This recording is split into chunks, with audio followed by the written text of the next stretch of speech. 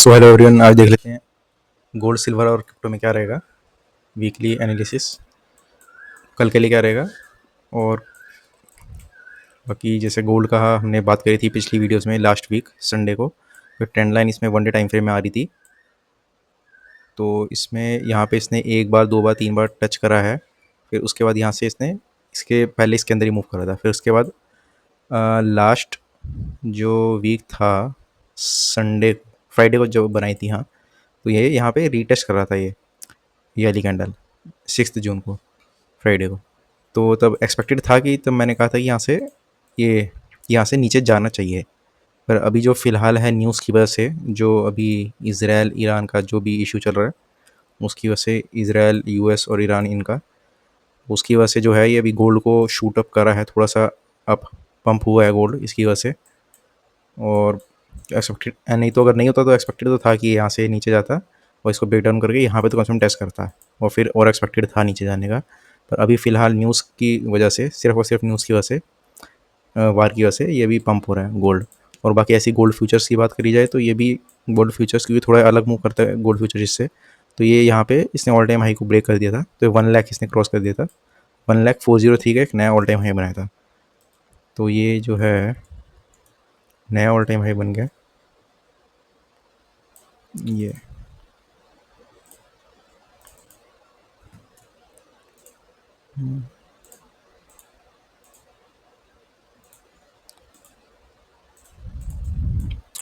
तो अभी देखते हैं, वैसे एक्सपेक्टेड तो ये है गोल्ड में कि अभी ये नीचे जाएगा। देखते हैं जब तक न्यूज़ रहेगी, जब तक इनका न्यूज़ शांत नहीं होती इसराइल ईरान और यूएस की, तब तक तो ये गोल्ड अपसाइड थोड़ा जाएगा। अब कितना जाएगा ये देखना पड़ेगा, ये टोटली न्यूज़ के ऊपर डिपेंडेड है। तो देखते हैं। बाकी ये अभी ऑल टाइम हाई के पास जाने वाला है जाओ यूएसडी का चार्ट। और भी इस फ्यूचर्स का तो भी 1 लाख क्रॉस कर चुका है। अब देखते हैं कहाँ तक जाता है।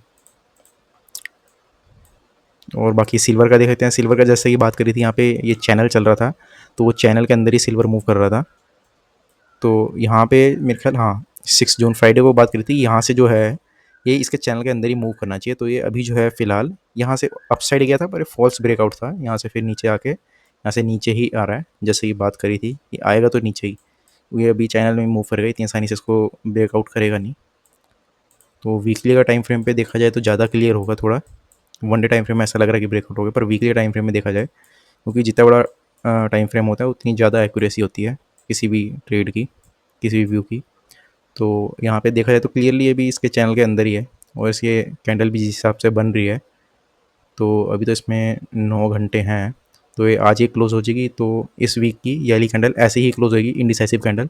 तो ये वाली इंडिसाइसिव कैंडल अगर क्लोज होएगी तो इसकी तरह, जैसे यहाँ पे भी ऐसी बनी थी ग्रीन कैंडल, और यहाँ पे तो खैर ये जो है कैंडल ये ग्रीन बन रही है, पर उस हिसाब से देखा जाए तो ये जो जब भी ऐसी कैंडल बनती है, एक ग्रीन कैंडल के बाद यहाँ पे इंडिसाइसिव कैंडल, तो यहाँ पे बहुत ही मेजर चांस होता है कि यहाँ पे एक रेड कैंडल बनाए।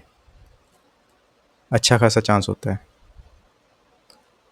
तो वही देखना होगा कि यहाँ पे अच्छा खासा चांस है कि यहाँ पे एक रेड कैंडल बनाएगा।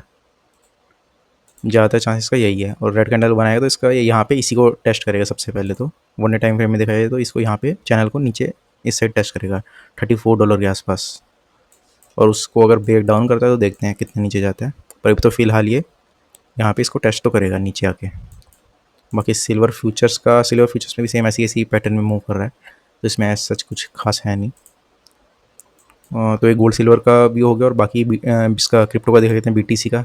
तो बीटीसी का 6 को बात करी थी हमने, 6 जून को, आई थिंक 6 और 7 को ना, 6 को बात करी थी। हाँ, ये यहाँ पे ऐसा लग रहा था, यहाँ पे इसने नीचे गया था, ईएमए क्रॉस हुआ था, फिर यहाँ पे फॉल्स ईएमए क्रॉस देके यहाँ से अपसाइड गया था। तो यहाँ पे मैंने कहा था कि यहाँ से अपसाइड जा सकता है। अब कितना जा सकता है अब देखना होगा। अगर ये इसको ब्रेकआउट करता है तो ही ऊपर का चांस है, नहीं तो ये अभी तो ब्रेकआउट इसने करा नहीं है। अब ये फ़िलहाल यहीं से ही नीचे गया है। तो अब देखते हैं ये कैंडल कैसे क्लोज होएगी, उसके ऊपर काफ़ी चीज़ डिपेंड करेगी। जिस हिसाब से मूव कर रहा है उस हिसाब से लग तो रहा है कि शायद ये ऊपर जाए, पर जिस हिसाब से ये है कि डबल टॉप बना के गिरने की कोशिश कर रहा है, जहाँ तक ऐसा लग रहा है। जैसे ये हो गया, ये आ गया, ये पहला टॉप, ये दूसरा टॉप। और ये देखना होगा ये जो इसका बेस होगा, इसको कट करता है कि नहीं, ये जो है। इसको हटा देते हैं हम। ये चीज़ अगर ये इस डबल टॉप के बेस को कट करके नीचे ब्रेक डाउन कर देता है तो ये नीचे जा सकता है। नीचे कितना जा सकता है, तो ये इसकी सपोर्ट है 98,000 की और नीचे 92,000 की है। तो ये दो सपोर्ट रहेंगी इसकी।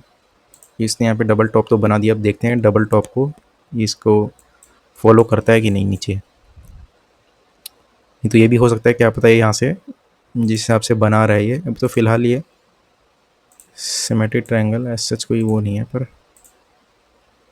हाँ एक छोटा सा सिमेट्रिक ट्रायंगल तो बन रहा है जिस हिसाब से देखा जाए तो।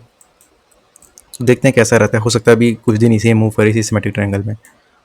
अब कहाँ ब्रेकआउट करता है तो वो देखना होगा। अगर नीचे करता है, इसको डबल टॉप को फॉलो करता है तो ये नीचे ही जाएगा। नहीं तो अगर यहीं से ब्रेकआउट करके अपसाइड चला जाता है, ऑल टाइम हाई को टेस्ट करता है, उसको ब्रेकआउट कर देता है, तो फिर अपसाइड जा सकता है। कितना अपसाइड जाएगा वो तो देखना होगा। पर अभी फ़िलहाल जो है ये है सिमेट्रिक ट्रायंगल में ही मूव कर रहा है अभी तो फ़िलहाल BTC। और बाकी ETH का देख लेते हैं, इथीरियम का। तो इथीरियम का इसको हटा देते हैं। लास्ट टाइम हमने बात करी थी 6 जून 7, हाँ तो यहाँ पे था, इसने ग्रीन कैंडल बनाई थी। तो इसमें भी सेम वैसे ही व्यू था इसने कि अपसाइड जा सकते हैं। इसने गया इस रेंज को, जो है टाइट रेंज थी, इस रेंज को इसने तोड़ा, अपसाइड गया, फोर्स ब्रेकआउट करके यहाँ से इसने इस रेजिस्टेंस से, जैसे हमने बना रखी थी 2900 की रेजिस्टेंस, इसने यहीं से रेजिस्टेंस लिया और यहाँ पे इसने इस सपोर्ट पे टेस्ट करा 2500 की। तो अभी फ़िलहाल ये इसी रेंज में है 29 से 2500 की।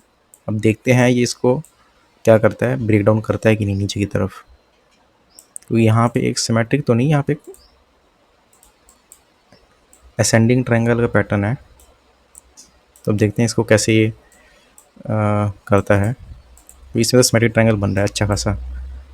जब तक इसको अप साइड या डाउन साइड ना करे तब तक कुछ कह नहीं सकते। और ETH में तो ये असेंडिंग ट्रायंगल बन रहा है जिस हिसाब से मूव कर रहा है। इसको ये भी कह सकते हैं, चैनल भी कह सकते हैं जिस हिसाब से मूव कर रहा है। तो देखते हैं कैसा क्या रहता है। अब तो फिलहाल इसमें है, ये मूव कर रहा है रेंज में। तो एक ऊपर ये रेजिस्टेंस है, नीचे ये सपोर्ट है, तो अभी तो फिलहाल इसी में है ये। और बाकी यहाँ पे देख लेते हैं XRP देख लेते हैं।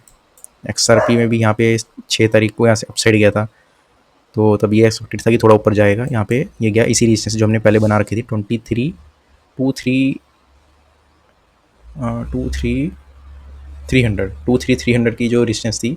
सॉरी 23,300 करा, 2.33 डॉलर की जो रेजिस्टेंस थी एग्जैक्टली इसने यहीं से रेजिस्टेंस लेके नीचे इस सपोर्ट पे इसने टेस्ट करा 2.11 की।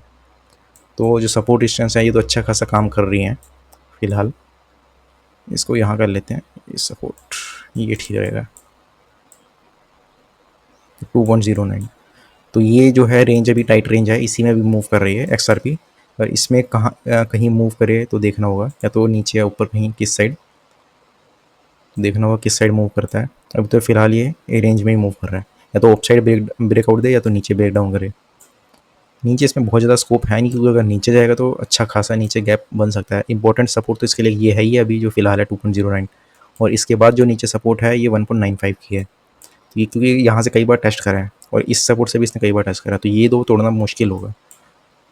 टूटने को टूट सकती है, उसमें कुछ खास है नहीं। तो देखते हैं इसमें ऐसा सच क्या रहता है। फ़िलहाल तो अभी ये इसी रेंज में है।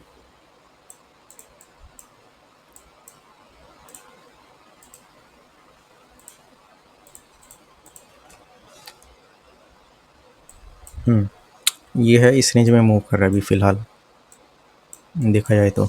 अब इससे ब्रेकआउट करे तो ही कुछ होगा। तो उसमें अभी रेंज में है तो अभी कुछ ऐसा कह नहीं सकते कि अप साइड जाएगा डाउन साइड जाएगा। तो इसको रेंज को ब्रेकआउट करे, ये भी रेंज में ही चल रहा है इसी रेंज में। और ETH का जैसे हमने देखा ये भी एक चैनल में चल रहा है, और BTC भी एक सिमेट्रिक ट्रायंगल में चल रहा है। तो जिस हिसाब से कैंडल बन रही है, अगर ऐसी कैंडल बनती है हैमर कैंडल, तो चांसेस है कि अप साइड जा सकता है। बाकी वीकली कैंडल देखें तो BTC की वीकली कैंडल तो ठीक ठाक ही बनी है, क्योंकि यहाँ अप साइड गया है, यहाँ पे कंसोलिडेट कर रहा है।